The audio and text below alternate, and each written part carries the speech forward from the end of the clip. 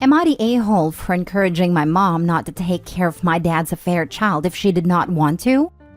My dad cheated on my mom for years. During his affair, he let me down many times too.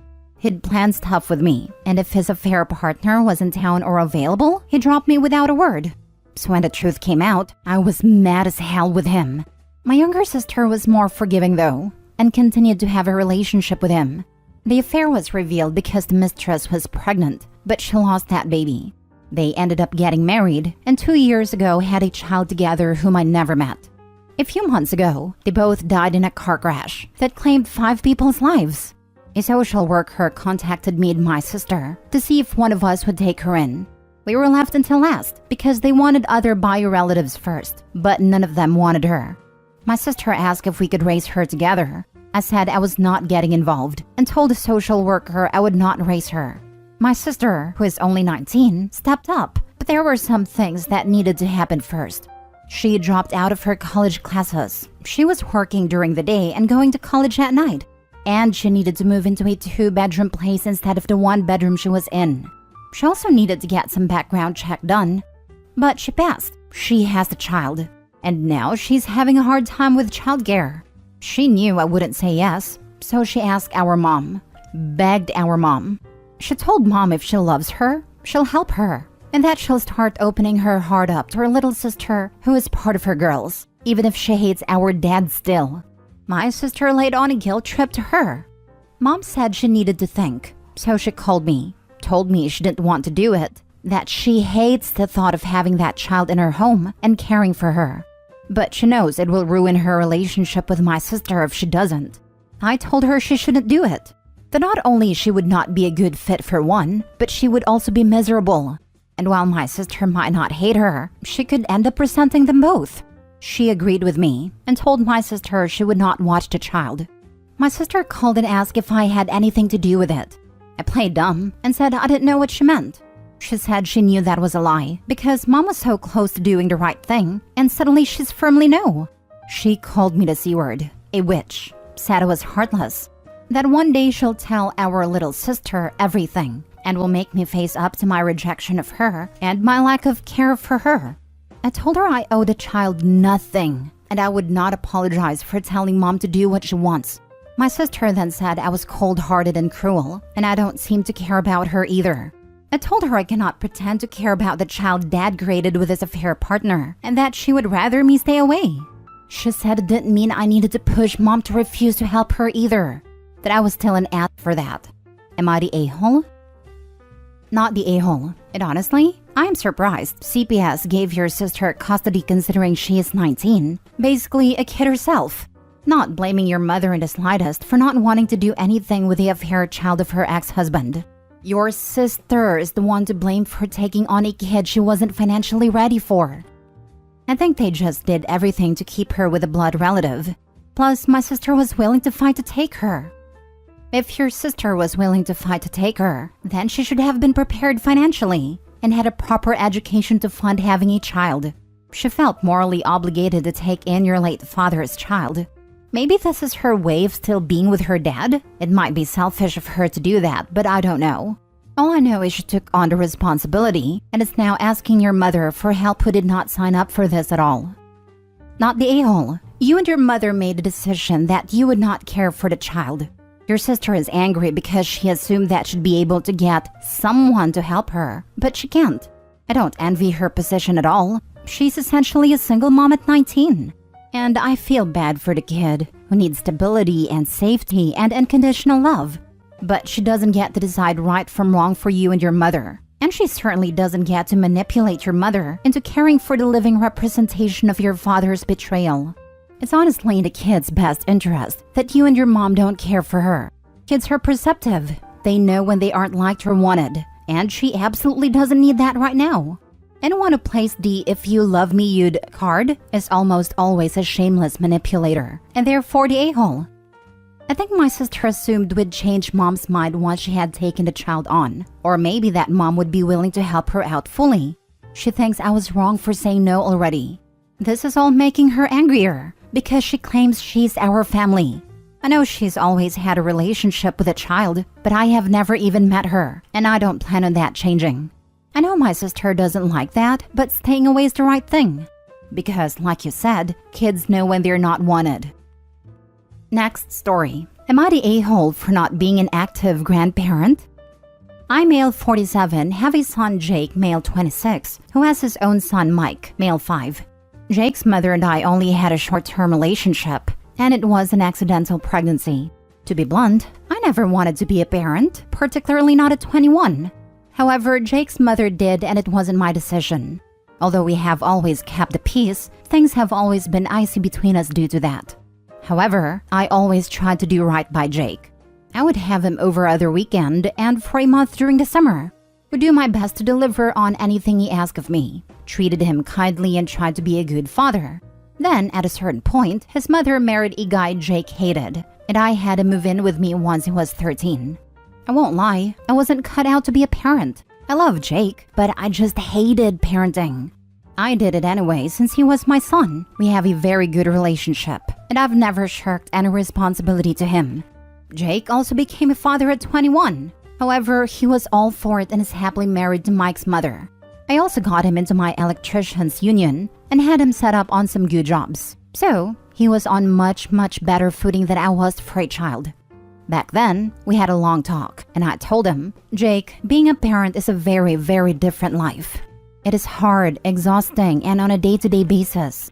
You don't really get to do what you want to do very much. It will be a very long time before you don't have that kind of responsibility anymore. Then, the conversation turned to how I'd help him. I told him no, I am retiring from parenting. I am turning back to my own life. He has his own home, union job, is engaged, and adult enough to decide to have a baby. He's the adult now. He's the parent. I'll be around, and if there are any emergencies, obviously I'll do what I can. But I won't be an active grandparent. I've largely held to it. I have been doing a lot of travel, I have a girlfriend, hobbies, and to be blunt, I'm doing all the things I didn't get to do in my 20s. Do I see Jake and his family? Yes. However, I rarely agree to babysit. Jake resents that I don't go to Mike's games because they tend to conflict with my weightlifting club, and that I'm pretty hands-off with Mike. Things came to a head last week when Mike had a baseball tournament and I refused to go because I had plans to take scuba class with my girlfriend, which admittedly could be rescheduled. I didn't tell Jake this, but I spent so many Saturdays bored out of my skull watching Little League when Jake was little. I always cheered loudly, was crazy supportive, and never let on that it was like watching paint dry. But this is no longer my responsibility. So I told him, Jake, I spent 20 years parenting. That's enough. He then yelled at me that I am always jetting around playing like a teenager and not putting him first. I told him that no, I wasn't. I did that for 20 years to get him on his feet as an adult. I've done that and can go back to prioritizing my own life. What I am reading from this is that you knew you were not cut out to be a parent. You feel you have done your duty and are now determined to do everything you feel you missed out on. You can do whatever you like, and whether you are the a-hole or not, your actions will have consequences. But only time will tell if you find you regret your actions or not. Indeed, you read it right. I have also considered exactly what you suggest in your last line. Thought very hard about it, in fact. I am far more likely to regret never getting to live my own life if I were to give that up again. You might not be the a-hole, but you're ruining your relationship with your son by essentially saying, I don't care about being actively involved in your life. I've already done the bare minimum expected of me and I won't do more. Do you want him to go no contact with you? Because that's the direction this is heading in. Maybe this will make me the a-hole, but if that's the price, okay. I've spent 20 years putting Jake first and not really having much of a life. I didn't get on a plane to Thailand and change my name. I didn't tell his mom I don't want to be a father, so if you have a baby, I'll pay child support but leave me alone. I was a very active parent. Jake was raised into a fully functional adult with a stable, steady job, his own home, and his own wife and baby. I did it because I fathered a child. He couldn't take care of himself, and it was my responsibility. Jake is fully able to take care of himself and Mike, as is Mike's mother. If I need to give up the next 20 years and be daddy again, no. I'll only do it once. This time, I'm proverbially getting on the plane to Thailand. The price is too high. I've done my duty and hung up my parent hat. At this point, yes, I am done. I've signed up for and took responsibility for Jake. Jake chose to have Mike, well and good, but now he's the parent, not me. Although every disagreement on the internet always has going no contact as literally the first port of call, real life isn't like that. But because it seems that is what everyone wants to talk about, if let's say that were really what it came down to, so be it. I'd wish him and his family well. But whether it makes me the a-hole or not, I've taken my life back, and I'm not going to put it to the side again. If the choices are I walk off into the sunset or I have to be a daddy again, I'm walking off into the sunset. Nobody has threatened such a thing, nor is anyone talking about it. But this, being the internet, it is the go-to that everyone says immediately. I hope things don't go that way. I don't want them to go that way. But if those are the terms, that will be my choice. Next story. Am I the a-hole for crying, causing a wedding to be called off? I'm 31, female. I have a friend named Anna, 35, female, and Alex, 33, male, has a 7-year-old daughter named Frankie who has a severe peanut allergy. Alex is very protective of Frankie and takes great precautions to ensure her safety.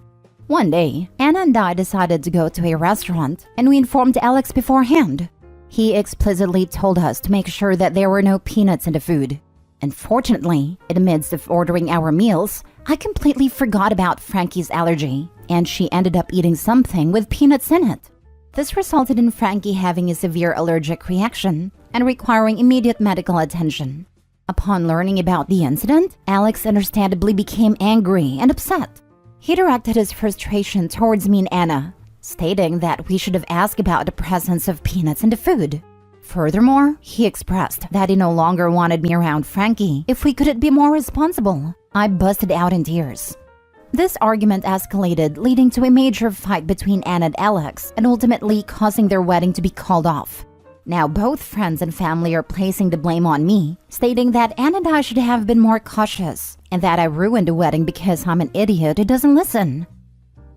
Info. Were you the only one ordering? Could Anna have identified that there was peanut in the food? Why did the argument escalate? Why did you not simply agree you had been irresponsible and agreed to not be around Frankie? Anna told me it escalated because I was the one who ordered the food, because Anna had to relieve herself and she was in the bathroom when I ordered it. And Alex said he doesn't want me around because he reminded us in the car before we went in the restaurant to check for peanuts. How long was it between this reminder and ordering that you managed to forget something so important? I'm guessing it was minutes, not hours, which makes your failure exponentially worse. Do you usually forget things so quickly? If so, you need to talk to your doctor about these lapses, since a little girl could have died because you have holes in your memory. You're the a-hole. I love how you purposely left out that you are the only adult at a table at a time of ordering. You are 31. If you think you can shake off any responsibility with "I just forget" and "I'm not good at listening," you might need to be accompanied by an adult to navigate daily tasks. You're the a-hole. You could have killed that child. Hope he also left out the fact that the dish was Kung Pao chicken. So literally a peanut chicken dish after having been told right before on the phone to not forget about the peanut allergy. Last story. Am I the a-hole for telling my sister's friend I'm married after being widowed for 20 plus years? I lost my wife, Lana, 20 years ago after the birth of our son. Lana and I were childhood sweethearts who saw ourselves growing old together. She was my everything, but during her pregnancy, they discovered she had cancer. And because she was already terminal, she dedicated the final months of her life to giving birth to a healthy son and making sure he and I would be okay. She died hours after he was born. The pregnancy, as well as the delivery, C-section, weakened her significantly, only living long enough to get one photo with him. It was such a painful time, and I always knew I would consider myself married until I pass away as well. This was difficult for my family to understand. I was 26. They felt I was young enough to bounce back fast and remarry, and continue life with a new family and new love. But that never held any interest for me. I've never taken off my wedding ring. I've been asked out over the years and I always say no. And if pushed, that I am married, and people rarely ask questions. Over the years, my family have introduced me to women who they think could be the one to change my mind. It is something we have disagreed over. They even asked my son if he wouldn't like a new mommy when he was little, and it resulted in no contact for a while. They eventually apologized. My sister and her husband celebrated 30 years of marriage last month, and they threw a party with family and friends. My sister invited a friend of hers along who I have never met. She started talking to me during the party and mentioned that my sister said we would be perfect for each other and how she was excited for us to spend some time together after the party. I asked her what she meant by that, and she said we were going out to dinner, just the two of us, right after. I told her I never agreed to that, and then I told her I was married. She got the idea that I was divorced, and I told her that my wife had passed away many years ago, but I considered myself still married. She was shocked, and afterward my sister was angry at me. She told me I had made her out to be a liar, and her friend was hurt that she tried to set her up with someone who was so hung up on someone else. I told her I had made it perfectly clear I would not be dating, that she was the one who gave her friend the impression I wanted to date. She told me telling people I'm married when I'm not anymore is wrong, that it pushes people away and gives them the wrong idea. I left early because she was not willing to let it go. Afterward, my brother-in-law said my sister meant well and that I have to understand where the concern comes from, because even though I found my own happiness, it's not the way my family wanted me to, and they worry even more now that my son's in college. Am I the a-hole? Not the a-hole. I'm a widow. It's only been 4 years. My mom was widowed twice. My first dad died while she was pregnant with me. My mom told me that we stay married in our heart, soul, and mind, and I've found that no one understands that, but I do. You are not the a-hole all the way. It's nobody's business how long it has been. You are married, period. If no one understands, too bad for them. Time is relative. 4 years later, it feels like I just found his body again and again. Take care. I'm terribly, terribly sorry. Your wife must have been as amazing as you. Be strong. It's the most terrible pain, incomprehensible pain. I'm so sorry for your loss. Not the a-hole. Good for you. Other people should concentrate on their own lives. Even though I found my own happiness, it's not the way my family wanted me to. So what? You're happy. I am happy for you. Why can't they be? I don't think my family believes in happiness outside of marriage and having a family with your spouse. They think anyone who doesn't want that again is somehow incapable of being truly happy. They're also not very good at listening.